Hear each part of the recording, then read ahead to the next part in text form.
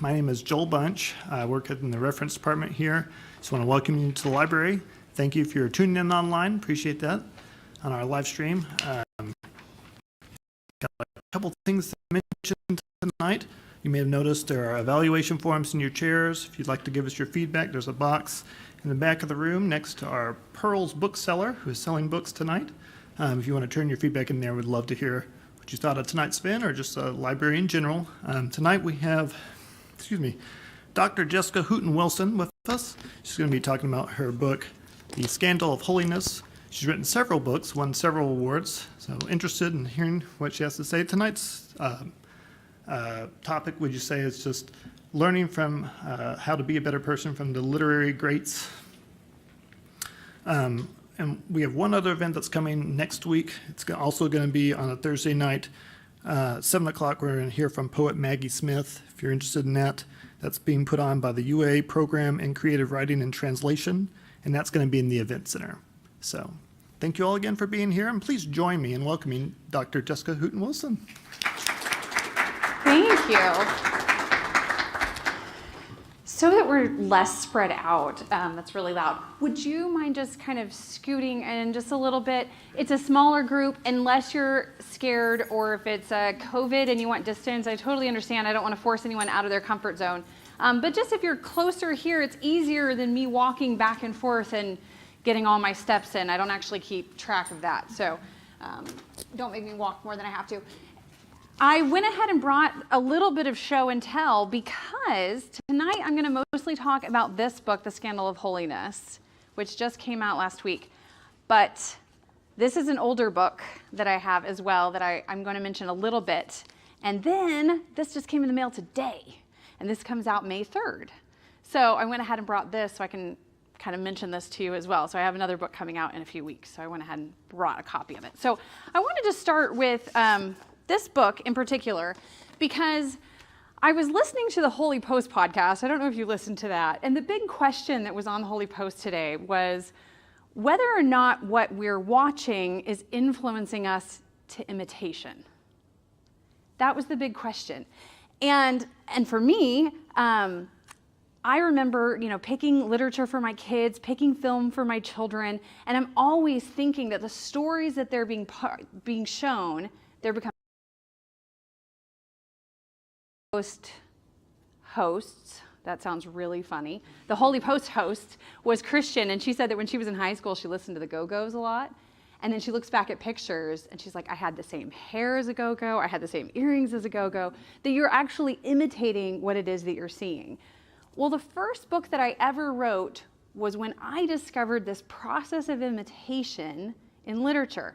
So I was looking at Flannery O'Connor and Dostoevsky, and I was looking at their stories and realizing the characters in their stories were pretending that they weren't being influenced by anybody, right? I'm my own person, I'm gonna do my own thing.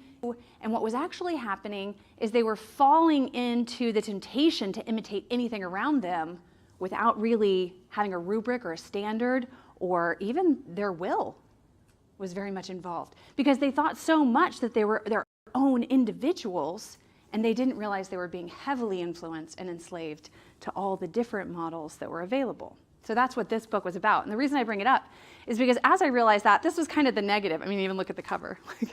This was the negative, right? Like, be careful of those you imitate, right? Because if you're not choosing who you're going to imitate, what could happen? Who could you end up imitating, right? This is this is the demonic caution. Right? It's called giving the devil his due. It was the idea that you could really fall into demonic imitation if you weren't careful. What I did this time was look at it a little differently. So on the one side, if you could fall into demonic temptation, if you could start imitating those around you without knowing it, what would it look like to actually choose who you want to imitate? And you think about it in terms of how we choose things for our children. We're always trying to choose the right models, the right friends, the right influences, right? If you're a parent, you understand this. You're thinking, okay, who are they hanging out with? What is their teacher like at school? What are the heroes in their world that they're going to start looking up to? Well, what about for us as we get older? Are we still thinking about who do I want to be like? How do I want to live? We can't just abstractly think like, here are the 10 rules to a good life, right? I want to scream less at my children, right? I would love to lose, 20 pounds. I'm not talking personally. I would love to give up my bourbon every evening or something, right? We can't just come up with these rules abstractly. All of it occurs within a life, right? There's a narrative. There's a good life from beginning and end. And you know it when you see it. You think about the funerals you've gone to. And you're like, wow, I wanted to be like them in this way and this way, right? Their life affected me in certain ways. And I wanted to look like that. I wanted to live like that. So who are those people that we're choosing? And what is it about them that we were drawn to? As a literature professor, I started looking at the stories that really stuck with me. The stories that, in a sense, those people have become friends, companions, models. And there were things about the way that they lived their life that I wanted to live like. So in this particular book, I really didn't pick, like, here's certain ways I want to be.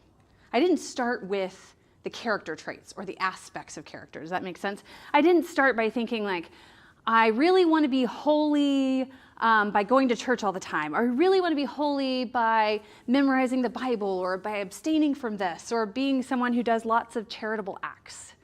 Instead, it was like, I remember that novel, Loris. And I remember reading that book and looking at how much he loved the Lord and how he let go of his own will and how he was obedient to something beyond him and how none of his actions make any sense rationally just based on this life. There was no worldly success for him. There was no pursuit of all the things we think that we want, right? A great job, right? A good career, a good place in society, respect. Loris doesn't follow any of that. And yet he was so attractive to me. There was something that I loved in his life, and it was full of suffering, and it was full of death. So what was it that was drawing me to who he was, and why would I want to live like that? And as I started looking at it, I just thought, he's living for something bigger than himself, something grander. He's part of this huge story that I can see, and I want to be like that. I want to live in that story, right? So I started imagining a list of different novels like that really drew me in. And especially, I don't know if you've read On Reading Well. Anyone read Karen Swallow Prior's On Reading Well?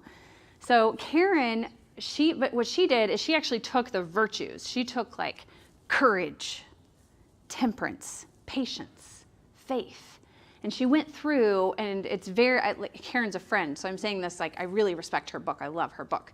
But we just had different agendas. So I'm just contrasting them, but there's no hierarchy being created. Don't go tell on me. I'm just saying we did different things. So what she did is she would say, like, okay, where can we see courage as an example where we get to see it performed, kind of like an Aesop fable of courage, where we could say, okay, that's what courage should look like. What I did was the opposite.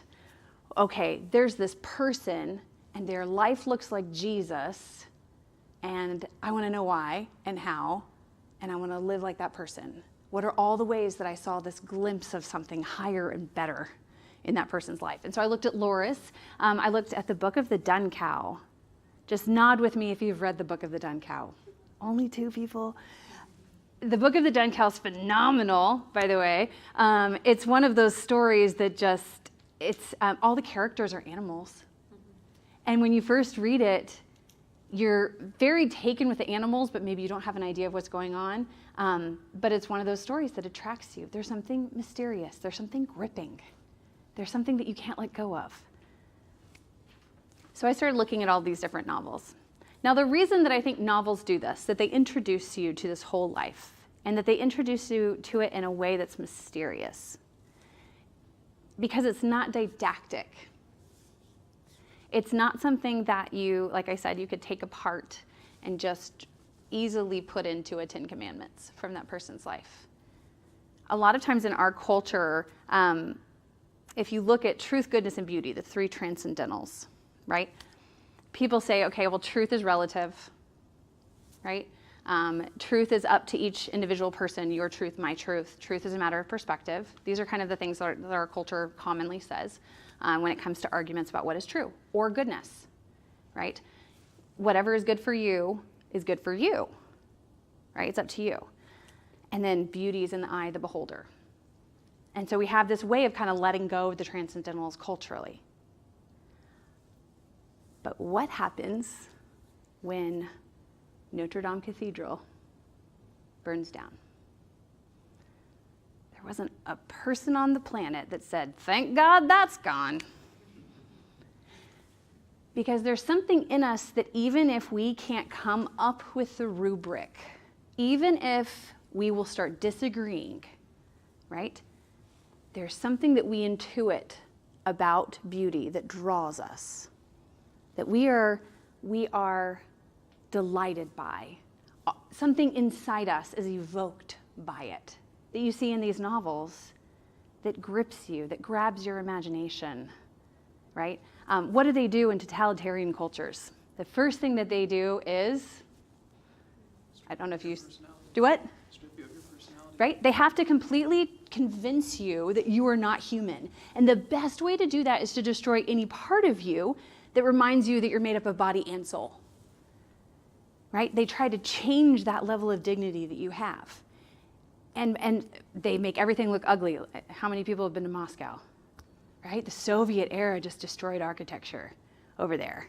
If you go to Moscow, it's just the plainest buildings. Because if you have beautiful buildings, people feel that they're meant for something greater. They're meant for a bigger story. They're meant for a bigger life. It awakens something in them. It draws them out. Literature does this. You censor books, you burn books. Why? Because books talk to your soul.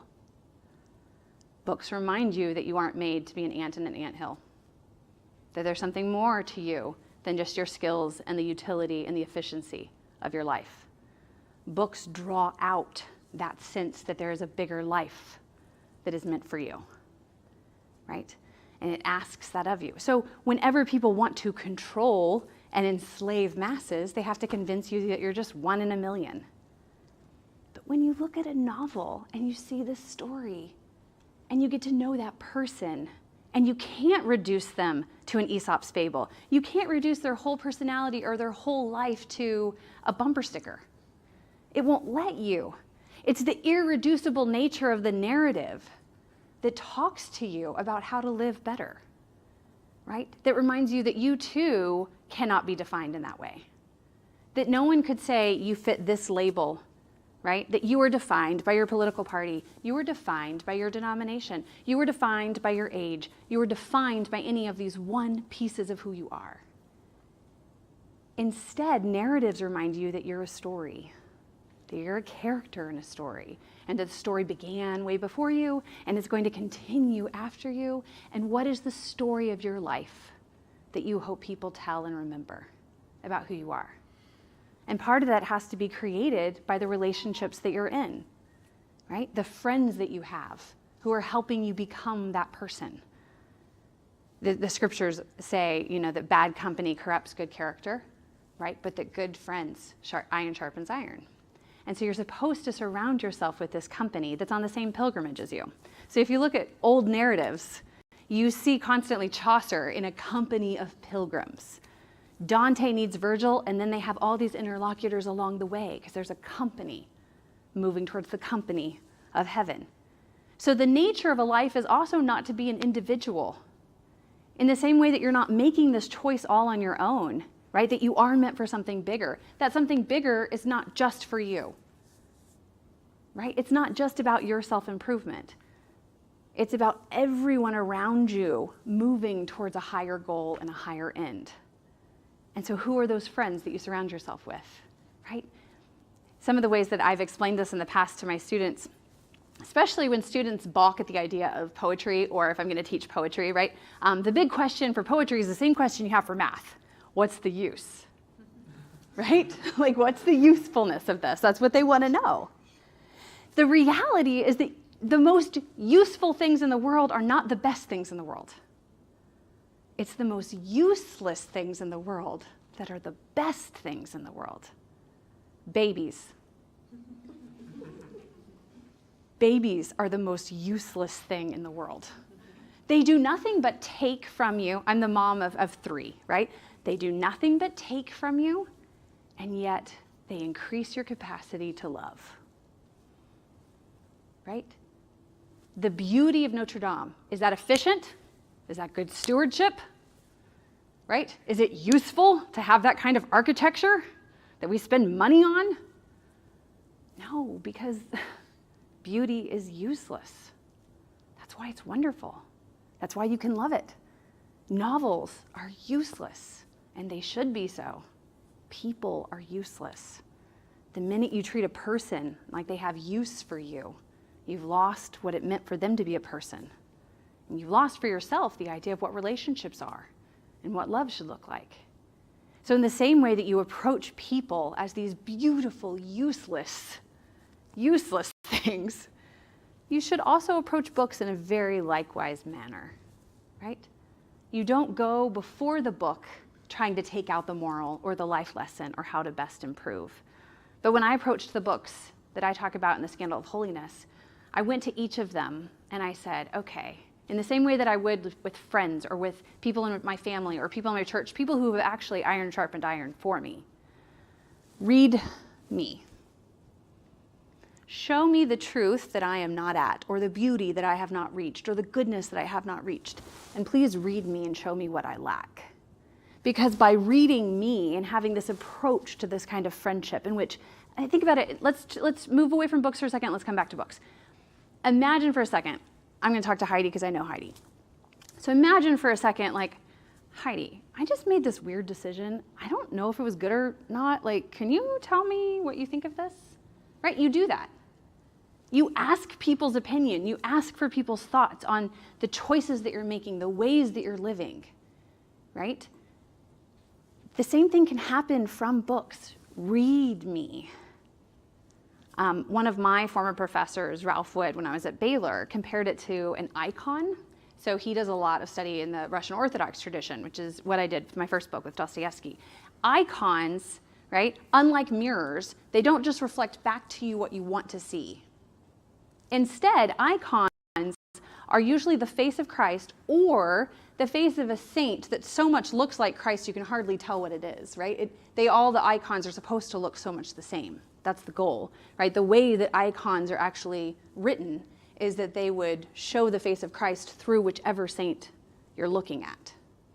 I don't know if you know that. And so the icons themselves are supposed to be this portal, this window in which God looks through the face of another saint to see you. That's the point of the icons. So it's Christ looking through the art. So I tried to imagine this in terms of novels. When I'm reading Loris, how is Christ looking through Loris at me? And what is he seeing? What do I look like under that gaze? And how much is it like Christ or not like Christ? And in what ways? And so when I was looking at all these various saints, I was seeing the ways that Christ was appearing through their lives and then reading my life. So in what ways was my role as a mom not the same as Christ as mother, right? Or in what ways was my role as a steward of the earth not loving the earth the way St. Francis of Assisi or the way that Chanticleer in the Book of the Dun Cow was loving the earth?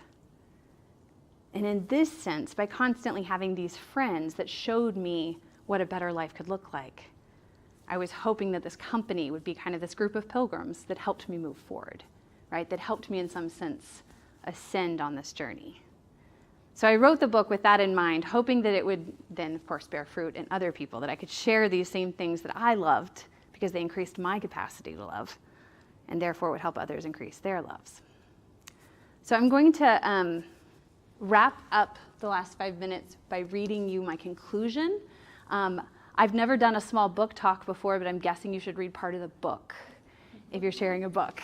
And so I'm just going to read part of the conclusion of this, and then I would love to, especially given the intimate nature of this gathering, open this up to questions about the book itself or other things I brought you like 3 other books, so anything that you would like to ask as well. But let me just conclude by reading part of this conclusion. In a letter dated July 9th, 1939, C.S. Lewis recommends the novels of George MacDonald to a nun because the novels are full of holiness. He worries that holy characters are rare because to imagine a man worse than yourself, he writes, you've only got to stop doing something. While to imagine one better, you've got to do something. Lewis identifies a reality that may feel daunting. We have so much to do. How could we possibly add a holy to-do list? When I told a friend that I was writing this book, she cringed because she didn't want more reasons to feel guilty for all the ways that she is not living like she should. But this book, I hope, doesn't make anyone feel guilty. The opposite, for here we meditate on the heroes of our faith and increase in our love for them and thus for God. So the 2 greatest commandments are here intimately connected. To love the Lord increases our love for neighbor and vice versa. Holiness is not about what we do, but about who he is. And the more we see his work in the lives of the saints who have gone before us, even fictional ones, the more we come to know and love him. And the practice of loving these neighbors intensifies our love for God. From this great upsurge in love, the Lord blesses us with his holiness. For that is so much of what holiness is, increasing our capacity to love. So I will stop talking there and allow it to open it up to questions. Yes, Chandler. Yes. One question that I have is... And I'll repeat the questions so you don't have to yell. appreciate it. Yeah. Yep, that's fine. What would you say the role of testimony is in your work Yeah, fantastic. in terms of the way in which an author is communicating with the subject in question, like communicating not just knowledge of themselves, but themselves as the author, and in Yeah. a derivative way, like the characters themselves are communicating to people in this second personal way? That's interesting. So the question was, how much does testimony play a part in what it is that I'm looking at, especially the connection between the author, but then also testifying on behalf of the character or from the character's perspective. So I have 2 thoughts. One, on the book that I'm currently writing, which is due in like 2 weeks. So it's coming out next year. And so I'm in the middle of like thinking, so I will speak to that, but I'll also speak about the way that I did it in this book. So most of the characters in this book aren't real. As I mentioned with Book of the Dun Cow, even with Chanticleer, you're trying to be like a rooster, right? So the goal is, of course, like, I would never make a bumper sticker at the end of this book and be like, please go live like a rooster. That was not the goal. The goal was much larger than that. It's like what the author can say through this form. But some of the characters are real. So Loris is a composite of other saints. Zora Neale Hurston writes on Moses, Man of the Mountain, so she's looking at the historical Moses. Julia Alvarez is writing on the Time of the Butterflies, and so those are really the Mirabelle sisters. So what they're doing with those particular testimonies, right, is they're making sure that those saints aren't forgotten. Our tradition should be very much about what we remember, for who we remember is who we are. What you remember is what you know. And our culture, for all of our knowledge that's like on a phone at all times, right, we actually disdain memory work. As a culture, we've lost cultural memory so much that it's completely fragmented, and we don't share a lot of the same cultural memory. So even the idea of testimony is very much not just about the author telling this person's story, but that this person's story becomes part of your story because it is part of your story, if that makes sense, right? You've inherited these stories that you may have forgotten where they came from. You've inherited vocabulary that you forgot where it came from, metaphors that you've forgotten where it all came from. So these testimony, in a sense, it's also telling you who you are, right? By reading these testimonies that are so diverse, it reminds you of what it means to be a human being, the tradition we came from. Barbara Newman, who is a medievalist, she even thinks about it in terms of co-inherence, where like very much the people who have died are essentially part of us. Right? And that's, I will let her work speak to that.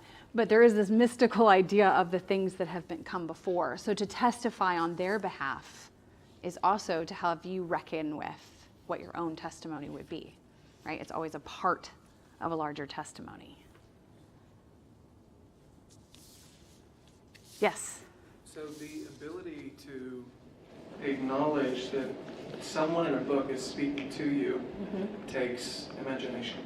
Yeah. But I've heard that variously defined. So how would you Define imagination? define imagination? Oh, that would be fantastic. So I probably should have even started with imagination, because that's mostly what I first spoke on for probably the first several years, was trying to convince people the necessity of imagination, right? I don't know how many of you are in churches, but churches focus a lot on faith and reason. And so everything is about the will and the head. But what you're missing is the heart that is at work in these things.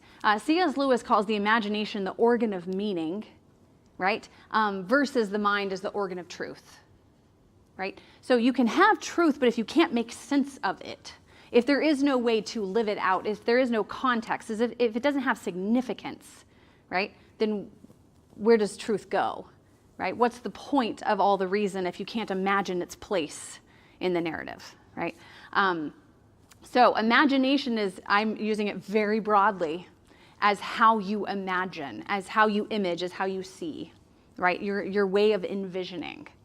And that vision of things, of course, affects your desires and your longings and where your heart feels like what it wants, right? And so that's what I'm trying to speak to. A lot of narratives are moving you to want the things you're supposed to, or should be moving you to what you should want.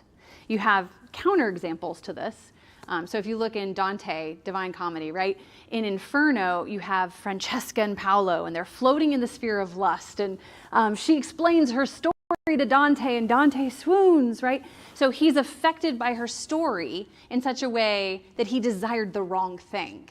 And then if you look at her actual story, she talks about why they ended up in the realm of lust. She committed adultery because her and this guy were reading a story together that they then imitated. So stories can have either effect. They can move you negatively to want things you shouldn't want, right? False narratives, narratives that lead you astray. Or, on the other hand, there are the narratives that can move you towards the good and to help you rise up and help you love the things that are worth loving and the things that you should long for. So the imagination is, which story are you in? Can I give you another example, or am I talking too much? So one more example on, like, what story are you in? If you've read The Road, Cormac McCarthy, love Cormac McCarthy. Okay, in The Road, you have a father and a mother, and the mother commits suicide. Really, I mean, you don't even see her at the start of the book. Why? So when her and the father are having a conversation about whether or not to go on, right? They both love their son, but it's the way they see or imagine the story that they're in. The mother says, we're outnumbered, we don't have resources, we don't know where we're going, we don't know why we're here, and I'm done. Now, he can't argue with the facts that she just gave him. It's the truth. They're outnumbered. They don't know where they're going. They don't have any resources, right? Like, the facts are the same for both of them. What is his story that he's telling? His story is, but we're carrying the fire. That's how he imagines what it is that he's doing with the same facts. And it's that imagination of carrying the fire that moves him forward every day. It's both literal and it's allegorically significant, right? Literally, he's building the fire. He's producing heat in a cold world. He's producing light in a dark world. But then also metaphorically, he's producing heat, right? He's producing light. And so it takes on this spiritual as well as this literal resonance. And that's how he can imagine it. So the imagination also gives you the resources, the inner strength, the inner resources to move on, even if the facts are against you. I've done a lot of teaching of totalitarian literature and concentration camps literature. And what you see over and over again is those who imagined, they had the imaginative resources to withstand where they were, no matter what their physical case was, no matter whether their bodies were weaker than those around them. It was how they imagined that helped them have that strength to keep going. And that's what's missing. I very much feel that's what's missing in our lives, in our churches, in our cultures, in our education system, is the imagination and the primary role it needs to play. Yeah. Would you call that missing imagination the felt need when you were kind of thinking about this book? Is this kind of the gap you're trying to fill with the book, or is it something else? Yes. Or Yes. kind of Okay. So Luke has the benefit of having been in my classes, so you kind of heard some of this stuff before. But when I teach vocation, I used to teach vocation at John Brown University. And one of the things we would focus on is the definition of vocation is where your deep gladness meets the world's deep hunger. So for me, this book was my deep gladness is in books. When I walk through this library, I mean, it is just like, it's a treasure. Like everything around me is exciting. I mean, I can't walk into a bookstore and have a conversation with another person because the books, right? So my deep gladness is in this literature. I just, anybody who's ever had me as a teacher, I cry over it. I laugh over the same passages over and over again. Like I love this stuff.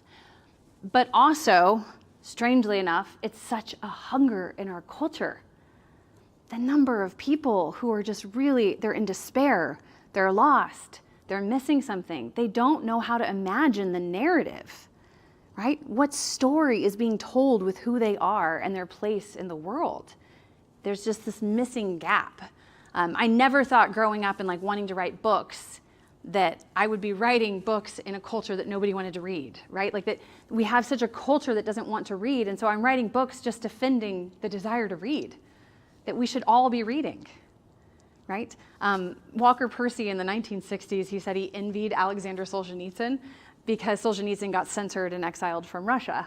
And he's like, I wish people in America took books that seriously, right? That you could actually like say something and people would be like, what? Because they were reading it. And so my books are very much just trying to like get you to do that because I do believe in the goodness there. Yeah, let me get some water. Go for it. So another question is that a lot of this work centers around getting to understand holiness through individuals, and part of that is communicating like what is the experience of being holy, but I'm sure that this has also been formative in terms of just what it means to bear personhood. So how is your understanding of personhood developed through this project? Yeah, one of the first things that I did, so I wrote on the Holy Fool right away because the first thing that I was trying to get people to understand is that the project I'm doing is not a humane or humanitarian effort. Like that, Flannery O'Connor says that Christian humanism is too weak of an answer for any of the troubles that we have, right? That there needs to be a stronger medicine. So the Holy Fool was like, here's the extreme. Could we at least like live halfway towards the foolishness in the eyes of the world, like even that direction? But the very next chapter was, and this is not by yourself. So for me, persons are all defined in relationship to other persons, right? So you can't really define your identity by yourself. It's impossible to be a good person by yourself. Even the idea of a book, you're relying that someone wrote words and you're reading the words. So it's already a relationship that's happening, and hopefully then that relationship extends. So the very second chapter is just all on the necessity of the community that you're around. Without that body of persons, there is no such thing as sanctity. So the necessity of seeing yourself in relationship with others, right? There's a lot. I just Yeah. still kind of want to hear you talk about imagination more, like Sure. what you were talking about in like, you know, people who are in really difficult circumstances, they survive with imagination. Like, I think when a lot of times we talk about imagination, it's like we think of kids and like make-believe, and you're not talking about people imagining things that aren't real. It's not like you need to be able to imagine something out there. Like, Right. I don't know. Can you just talk about it I'd a love little to. more? I love talking about the imagination. So it is both real and not real, yes. Like I want to say both and. Because in some sense, we're not just talking about imaginary friends, but we are talking about imaginary friends, right? Because these people don't exist. And yet they do, and they become real. So what in the medieval mindset, right, imagination is memory. So the images that you possess in your memory, what you remember is what you know. So what you imagine is what you know, if that makes sense. So if you are in the concentration camps, for example, or the gulags, so Alexander Solzhenitsyn, for example, would be in the gulags, and he would try to recite poetry. He would actually take bread, so he's starving, and he would save little morsels of bread every day to turn into beads. He was not religious. It wasn't a rosary in a Catholic sense. He wasn't religious during this time. He became religious later. But he would turn them into poetry.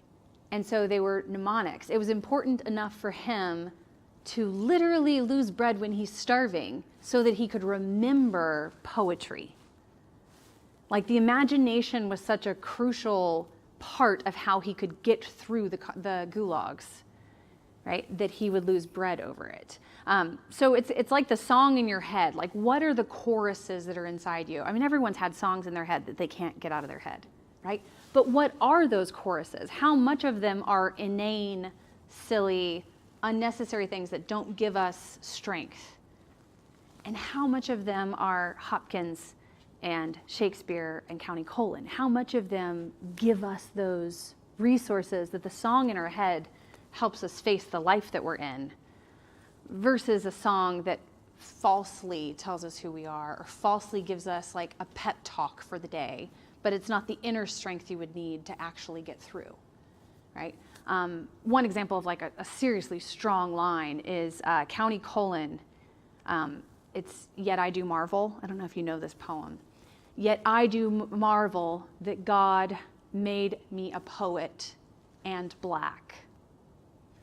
And he's writing this in the 1930s. So he's like talking about all these mysteries of the universe, and then he says, "and bid me sing."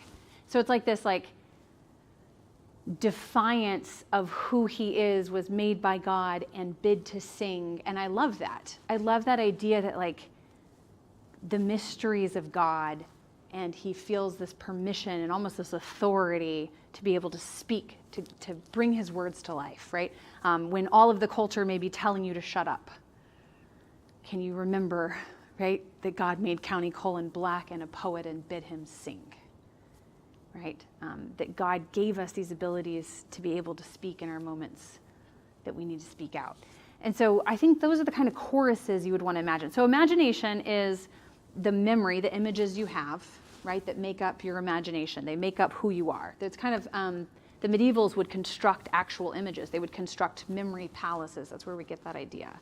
They would construct arcs. They would construct rooms. If you imagine monasteries, or if you've ever gone to cathedrals, they would walk through them and like memorize lines of verse in different places in the buildings, so that when they were in their rooms by themselves, they'd have the whole map of the building and they could remember the lines based on where they were in the visual map they were walking through.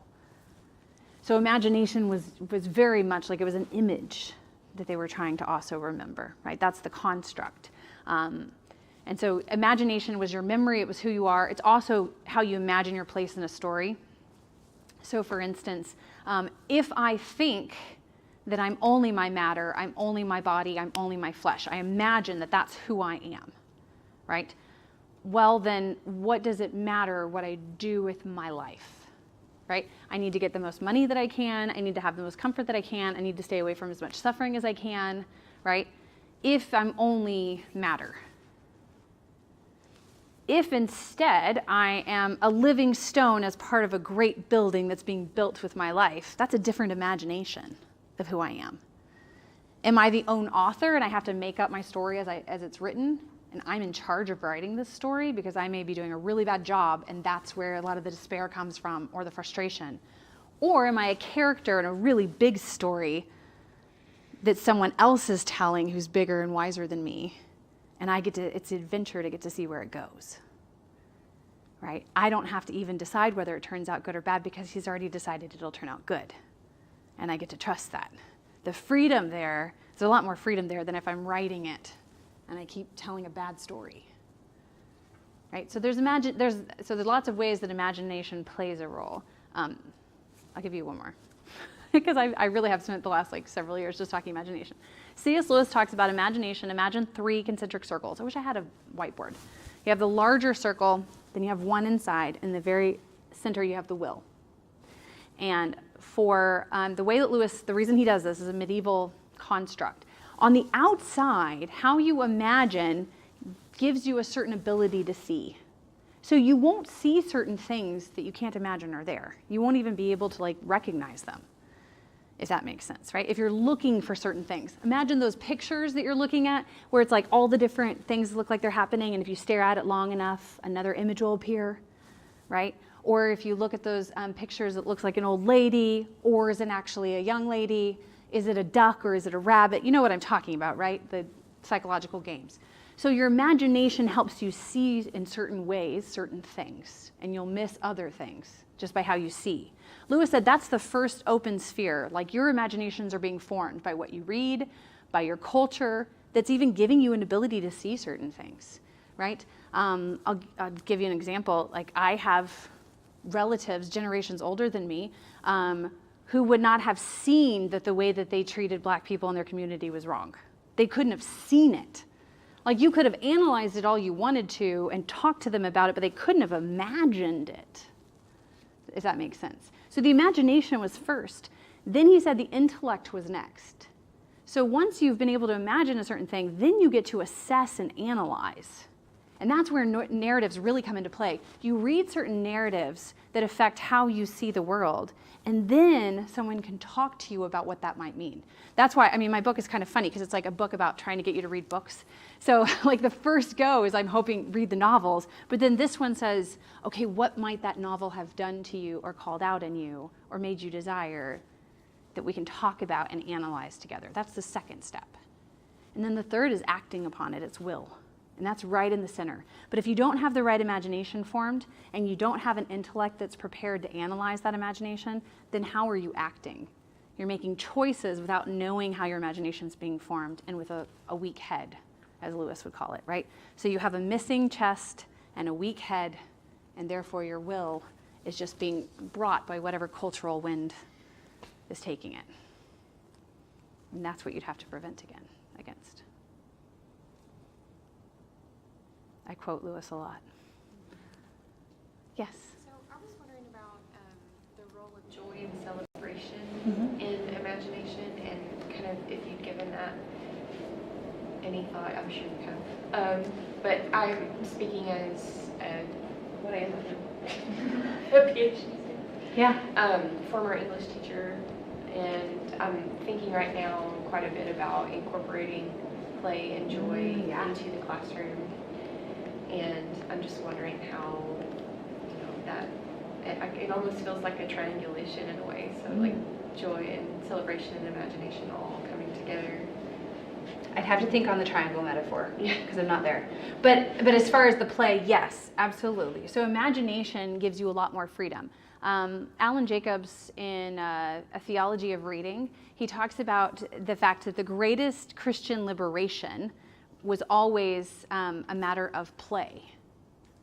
So the greatest Christian freedom came out in the way that we played, right? So you have, you look back at the early days of the church. So you look at the medieval plays that would go on in front of people's houses, and you would look at the way that the theologians, the patristic writers, used to write about the Bible, and they would like take the ark, Noah's ark, connect it to Ark of the Covenant, take it and connect it to Jesus as ark and us as the tabernacle ark, and they would play with words, just free flowing, like let's just play with this and see what it goes, or like let's play with the letters and take A-R-K and what could it stand for, and like A could be this and R could be this, and well, it would have been C for them. C could have been Christ, and they would play with the letters. So there was the sense of imagining. The imagination gave them a certain amount of freedom that we then fell into the traps of like, what does it mean? One way of meaning. Not only do you lose the joy, so imagine this in the classroom, right? Like, tell me, student, what does it mean? And you're demanding that, so you don't have the imaginative activity where it could mean many different things within certain parameters, right? You don't get the sense of play. You don't get the sense of wonder. You lose the delight, the beholding, right?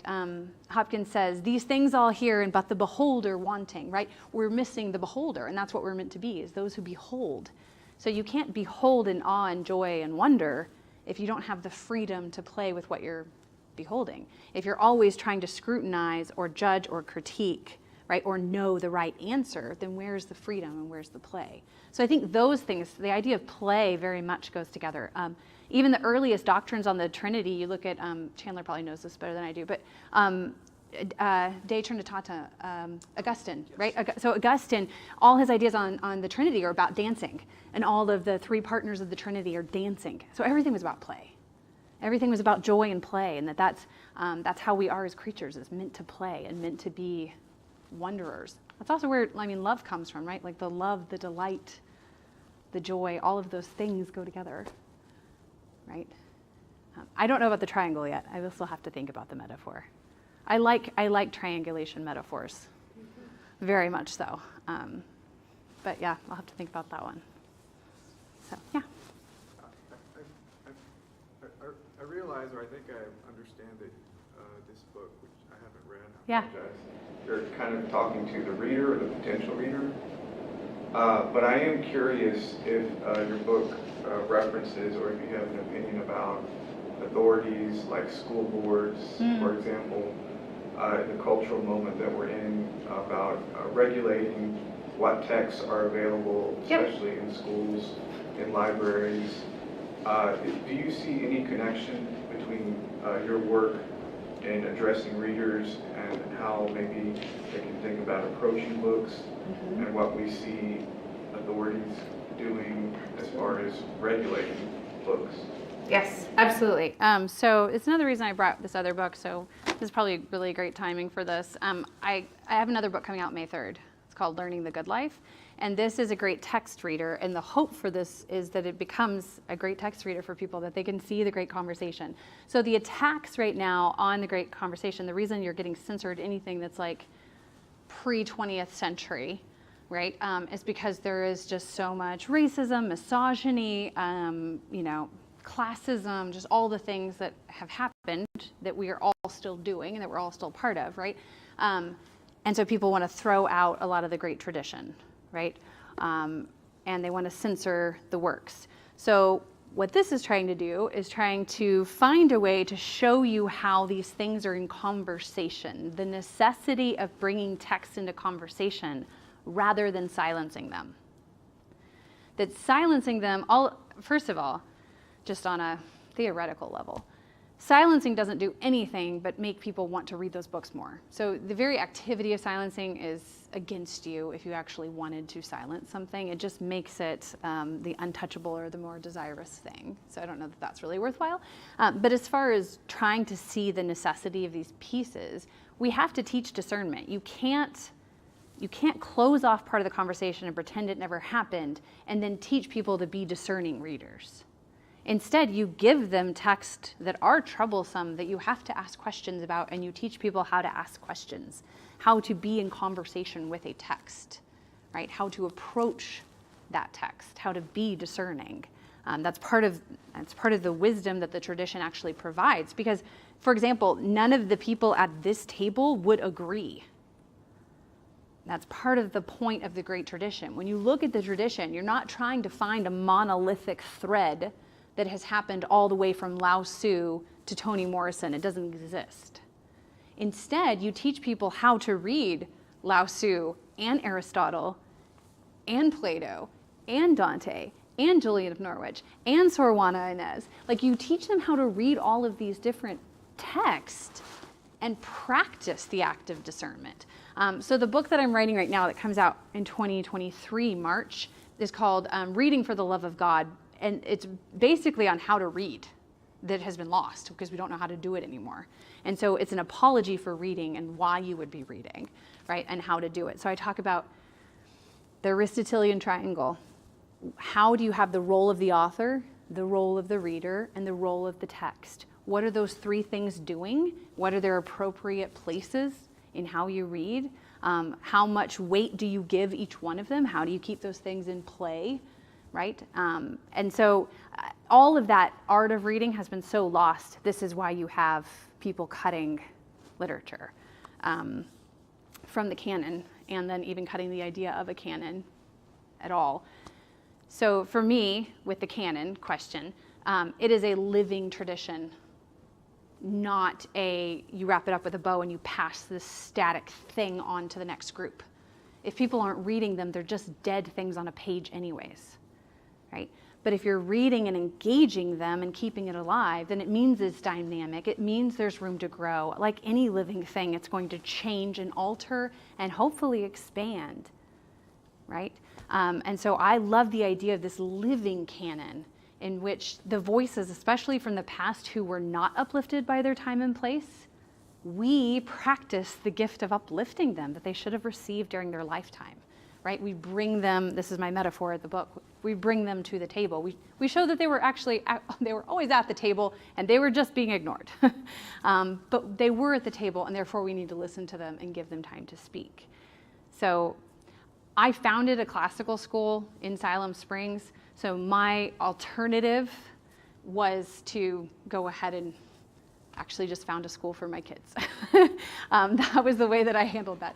But on a larger scale, I do speak around the country to school boards and to schools. And I'm on the classical learning test board to actually decide the curriculum that's being taught to students for the tests that they're taking when they're in high school before they graduate. It's like the SAT, ACT, but it's just another one. So I'm very much part of the conversation on purpose. I haven't abandoned it. So, yes. Maybe four schools that are have classical curriculums. In the area. Yes, there's Northwest. There's Northwest Classical. There's Ozark Catholic Classical Academy in Springdale. There's Anthem, and then there's Sager Classical Academy. Is Anthem in Fayetteville? Anthem's in Fayetteville. And that's where the Baptist Church used to be. Or on, I think so. University Baptist Church. Is that where they are? Yes. Okay. Yeah, so it's catching on. Yeah. That's a good thing. There's now 8% of the country, 8% of American children are in classical schools right now. It's a huge percentage, and it's growing. That's up from 5% in 2019. So it's like a massive, between 2019 and 2022, it's jumped like 3%. It's a huge change. So, and there's free ones, there's charter as well as private. So there's several different options. Oh, Providence, I shouldn't neglect Providence. 5. Yeah. Well, it's 6:55, I won't keep you longer. Thank you so much for giving me this time to talk about the things that I love, and I would be happy to talk more in the future. I'm very Googleable. You can find me and keep conversation, especially if you're going into graduate school, or you're in graduate school, you're at U of A. At U of A. So I would love to keep the conversation going. Please do that. And apparently Pearl Books, which I need to visit, has my book back there. So thank you very much. Thanks.